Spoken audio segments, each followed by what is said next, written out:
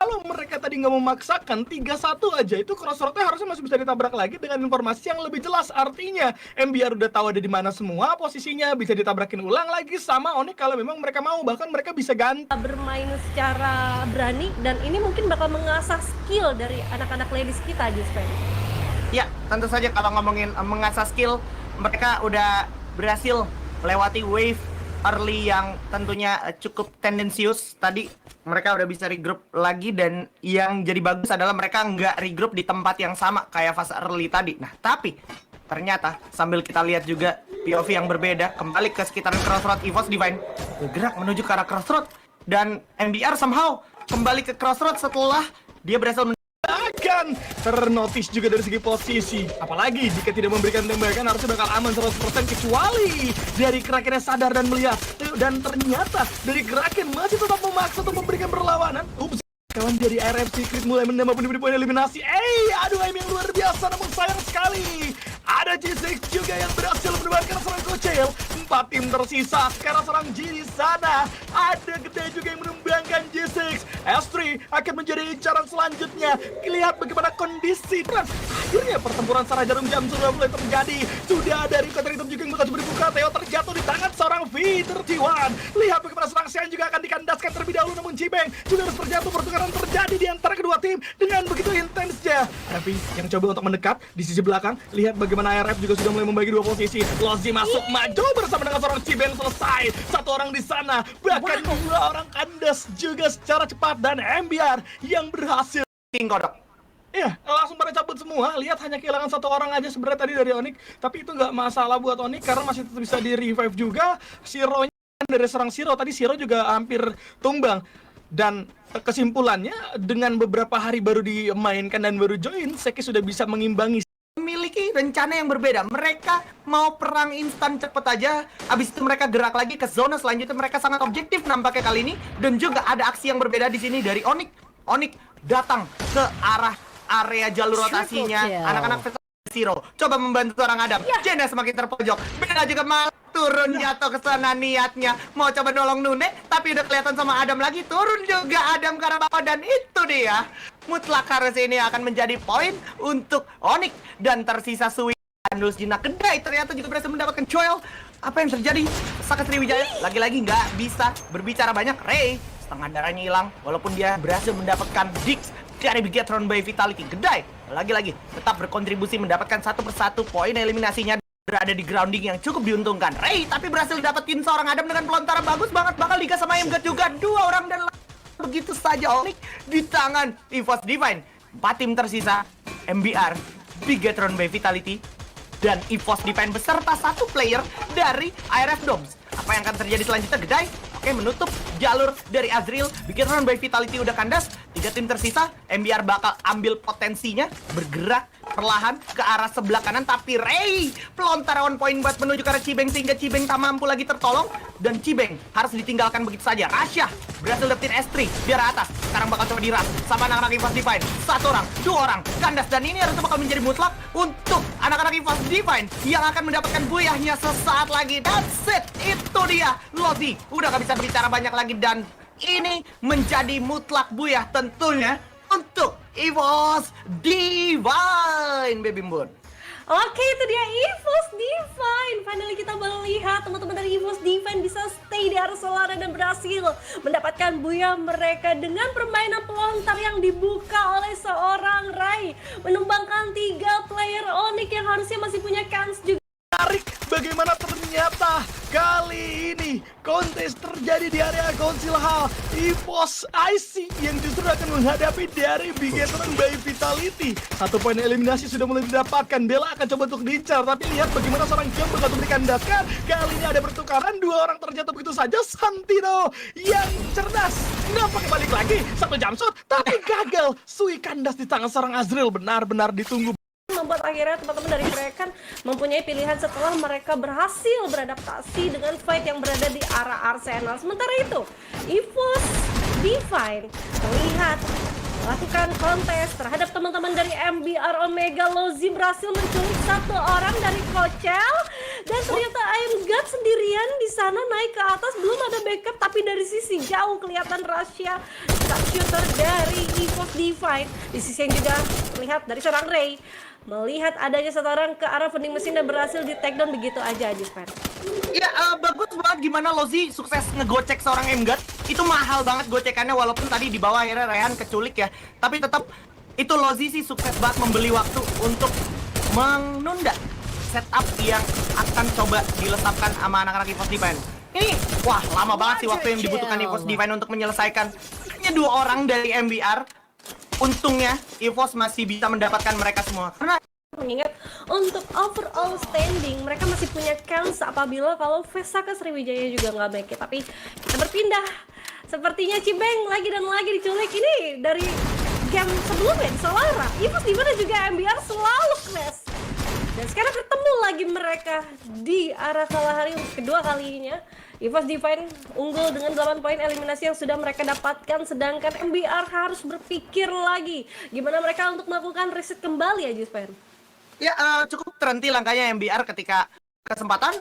Masih ada backup ternyata dari Tius, walaupun Tius masih harus mendobrak duel ini. Karena itu dikit lagi temennya. Nah, kan itu dia maksud gua. Belum lagi zona juga yang membantu memberikan damage tambahan, dan Tius harus benar-benar cepat karena masih ada Onyx di sana sebenarnya yang bisa aja mengancam keberadaan anak-anak dari Raja Terakhir. Dan ternyata Onyx juga udah bergerak perlahan membayang-bayangi pergerakan dari tim Raja Terakhir, walaupun ternyata kita nggak mendapatkan POV dari EVOS Divine yang harus tereliminasi begitu saja di peringkat ke-9.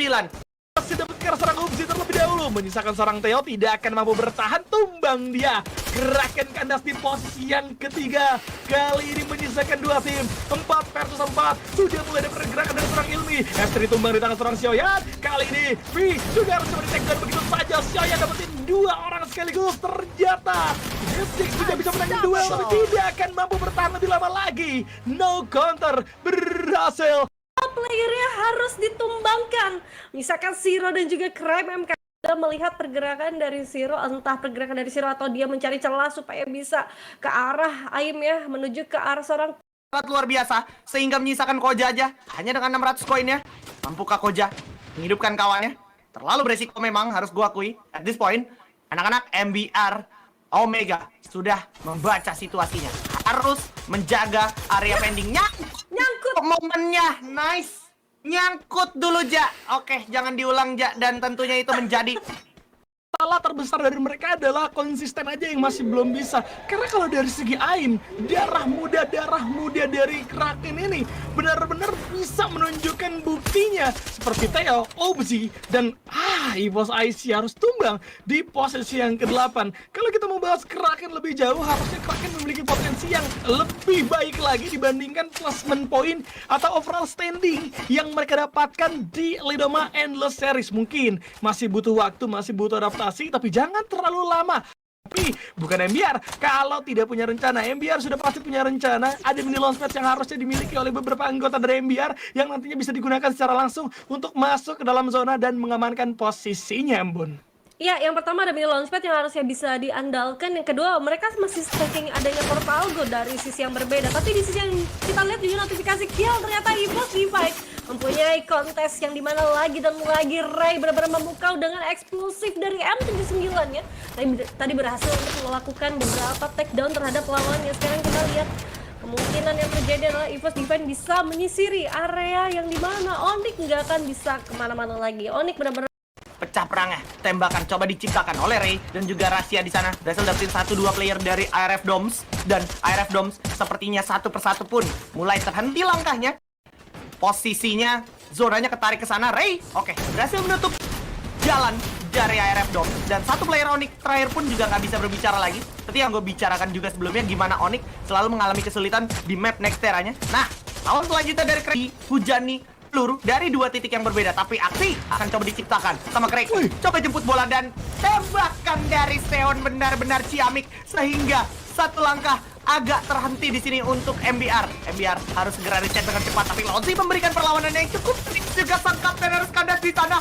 Bakal ada surprise attack dan juga eksplosif yang sangat merepotkan untuk Kraken. Krakennya masuk ke arah bagian compound, tapi di sana sudah ada anak-anak dari EVOS Divine dan satu player terkena Thrill of Battle, dan ini membuat MBR harus tahan pergerakan mereka sejenak sebelum EVOS juga semakin banyak ikut campur dari aksi mereka, yang mana mereka bertiga sama-sama harus masuk ke dalam zona selanjutnya. Terlihat Rasha masih berada di balik monster truck sambil berjaga-jaga, sambil dengan sangat hati-hati di sini. Cibeng maju ke depan, coba maju, buka glualnya, buka jalannya, dan Theo ternyata berhasil dapetin Gedai. Ternyata MBR tidak terlalu mulus pergerakannya. Rasha pun berhasil dapetin Rehan.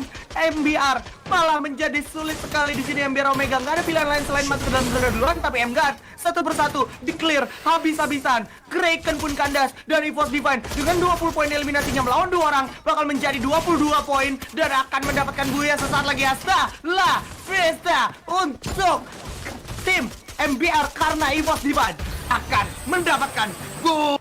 Oh yeah, itu dia Baby Moon. Oke, nice banget itu dia Buya. Akhirnya untuk kedua kali tim dari EVOS Divine benar-benar memukau pada malam hari ini. Gimana mereka juga poin eliminasinya oke banget, 22 ditambah 12 adik-adik itu 34 harusnya. Mereka mendapatkan kill karena mereka lagi terpisah-pisah untuk mendapatkan kill yang memang harus mereka genjot, harus mereka push gitu ya kan. Dan kita juga lihat akhirnya IC juga harus kandas walaupun tadi sempat selamat di arah pick. Dan kita lihat gimana MBR juga tadi udah lumayan overstay, sehingga dengan 6 yang dia dapatkan yang mereka rasa masih kurang, mereka mau coba push itu lebih banyak lagi tapi malah nggak menemukan hasil positif. EVOS Divine juga di sini bisa gue katakan cukup pragmatis. Mereka cepat sekali bergerak, langsung nyampe ke pick aja dan mendapatkan keuntungan. Walaupun harus ada Kocal juga yang ditukar di sini, tapi akhirnya EVOS Divine datang di waktu yang tepat karena udah nggak ada lagi nih penumpang. Lumayan ramai dari awal, apalagi ngomongin pick yang biasanya gua nonton FFPS itu pick nggak ada yang ngeganggu Buriram, tapi kita simpan dulu pembahasannya karena fight sepertinya tidak akan terhindarkan EVOS Divine. Halo teman-teman dari ARF Secret. Ada satu Dimitri juga yang tadi sudah diaktifkan, respect banget G6, tapi akhirnya EVOS Divine tumbang. Setelah mereka mendapatkan buaya, mereka harus berpuas diri di hashtag ke-9 aja square. Kraken yang loncat, Kraken gak punya pilihan untuk masuk dalam zona, tapi Legalon sayang sekali menembakkan dirinya dengan eksplosif yang dia miliki, M79 kematian. Tapi Gardu berhasil memberi tag dan ditangkap serang Theo. Theo-nya juga bakal coba dimakan sama seorang Ganzi kali ini, menyisakan satu orang dari Kraken yang harusnya gak akan ada jalan keluar untuk bisa selamat selain berharap-harap dengan zona, karena sekarang tabrakan juga akan coba dilakukan oleh Bigetron yang mengikuti jejak pertempuran yang ada, berharap bisa menjadi orang ketiga, justru malah disambangi secara bersamaan. Satu persatu kandas, Bigetron 3 orang menghilang dan Kraken langsung menyisakan seorang diri bersama dengan Bigetron yang ternyata harus puas di posisi yang ketiga. Satu orang Uzi. Nampaknya nggak akan ada jalan yang keluar. Uji udah pasti bakal kekunci. Walaupun masih ada 8 yang keluar, tapi bukan berarti bisa selamat di dalam kondisi sekarang udah mulai terbaca juga. 3 lawan 1. Uzi coba untuk memberikan perlawanan semaksimal mungkin. Satu tembakan masih belum connect secara maksimal dan ternyata Pesaka Sriwijaya tetap pada akhirnya sama untuk saling memberikan follow up antar satu sama lain. Dan Pesaka memang nggak dapat apapun kali ini pada saat mereka coba untuk turun di area snowfall. Tapi inisiasi yang mereka lakukan secara berempat ini akan berdampak juga di dalam kondisi mereka bisa memaksimalkan semua resource yang mereka temui nantinya. Cuman karena ada 3 tim sekaligus yang bermain di area snowfall, akhirnya beberapa tim harus bergerak secara hati-hati. Ada tembakan dari seorang Joel yang kali ini masuk ke para penggawa dari EVOS IC. Dipaksa Bella untuk naik ke lantai 2 terlebih dahulu dan akan coba untuk menghindari pertempuran. Revive sudah mulai dilakukan. ARF juga berada di area yang berbeda.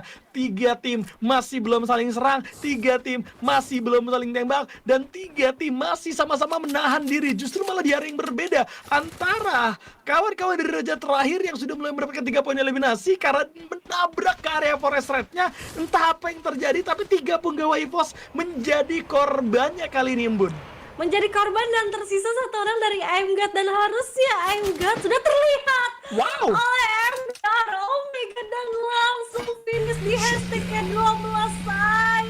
sayang untuk anak-anak dari EVOS. Kami pertemuan beberapa tim sudah saling bersinggungan dan Onyx kali ini Adam nampaknya menjadi pengaman begitu saja, tapi EVOS IC pun harus tak terhindarkan. Rehan dan juga Logi sepertinya nggak akan bisa diselamatkan. Begitu juga dengan Gedai. Cibeng yang terasa sendirian sulit banget membalikan posisi karena dia tahu di depan juga pasti ada Pesaka, tapi dia harus berhadapan dengan sakitnya timah panas yang sudah diberikan oleh 4 connect menuju ke arah anak-anak dari Kraken, tapi itu bukan masalah karena Theo pun berhasil ngendel seorang gardu, walaupun Theo adalah korban selanjutnya dari momentum ini karena Keong manfaatin momentumnya, tapi udah ada Joel sebagai pengaman dari arah jarak paling jauh tentunya dan menjaga orang-orang yang banget berempat di sini, dan mereka sabar banget dan punya sebuah lane mine yang sangat merepotkan, dan Guns di sana terhenti langkahnya di tangan Azriel. Azriel udah sekarat, Azriel udah nggak bisa ngapa-ngapain, dan Azriel akan menjadi target selanjutnya di mata seorang Joel kali ini. Ditambah dari samping juga masih ada Legalot. Theo menutup seorang Azriel di sana menjadi 2 lawan 4, dan tentunya ini dia akan menjadi detik-detik untuk Kraken karena Kraken harusnya akan memenangkan fight-nya kecuali Joel bisa mendapatkan 2 orang. Oh baik, gue cek ke belakang, Joel dapat 1, tapi Theo terkunci dan Seon berhasil dapetin Joel dan tinggal OB aja. Tentu saja ini dia 20 poin eliminasi dan Buya dari nampaknya Bibimbun. Nah, Maksimal atau setidaknya finishing dengan rapi aja deh, nggak finishing dengan maksimal. Dan lu lihat ada sekitar 4 tim hari ini yang poinnya gokil banget. Kayak 2 tim diantaranya poinnya 3 digit, dan 2 poin selanjutnya diantaranya ternyata satunya tuh dari komunitas, yaitu IRF Secret atau IRF Doms di sana 94 dan EVOS Divine 90. Nih EVOS Divine 90 itu juga karena dia ngebuang 2 game jatuhnya teman-teman. Seperti itulah yang membuat akhirnya late game ini jadi bisa dikendalikan oleh Kraken. Lihat sekarang di overall standingnya, Kraken bro ada di 296 poin, langsung melesat ke posisi yang kelima. Dan kita melihat bagaimana beberapa tim juga akan diturunkan seperti ARF yang kali ini ada di posisi 13. ARF di waktu RRQ dulu ya, dan untuk MVP leader udah pasti masih dengan City7 atau Chris yang masih belum bisa dibalap juga oleh Dut karena